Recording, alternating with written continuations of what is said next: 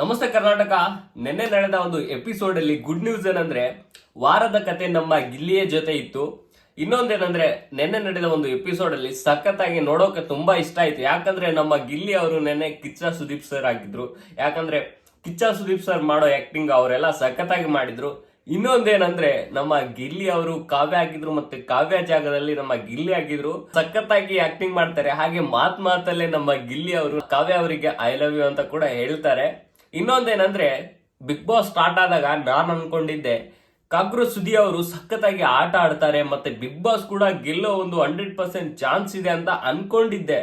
ಆದ್ರೆ ನೆನ್ನೆ ನಡೆದ ಒಂದು ಎಪಿಸೋಡ್ ಅಲ್ಲಿ ಅವರು ಎಲಿಮಿನೇಟ್ ಆಗ್ತಾರೆ. ತುಂಬಾ ಬೇಜಾರಾಯ್ತು. ಯಾಕಂದ್ರೆ ಅವರು ಅಶ್ವಿನಿ ಜೊತೆ, ರಿಷಾ ಜೊತೆ, ಅವ್ರ ಜೊತೆ ಎಲ್ಲ ಸೇರಿ ಒಂದು ಬಕೆಟ್ ಗ್ಯಾಂಗ್ ಕಟ್ಕೊಂಡು ಮಾತಾಡ್ಕೊಂಡ್ಬಿಟ್ಟು ಈ ತರ ಆಟ ಆಡಿದ್ರು. ಸೊ ಇದು ಆಡಿಯನ್ಸ್ಗಾಗ್ಲಿ ಕರ್ನಾಟಕದ ಜನತೆಗಾಗ್ಲಿ ಯಾರಿಗೂ ಇಷ್ಟ ಆಗ್ಲಿಲ್ಲ. ಸೊ ಅದೇ ಒಂದು ಕಾರಣಕ್ಕೆ ಅವರು ಬಿಗ್ ಬಾಸ್ ಇಂದ ಎಲಿಮಿನೇಟ್ ಆದ್ರು.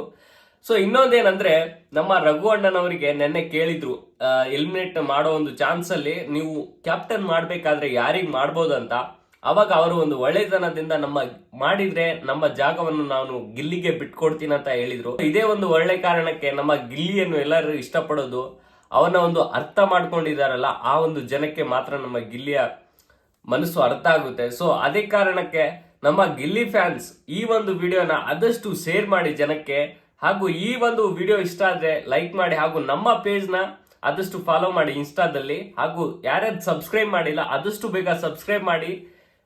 ಧನ್ಯವಾದಗಳು.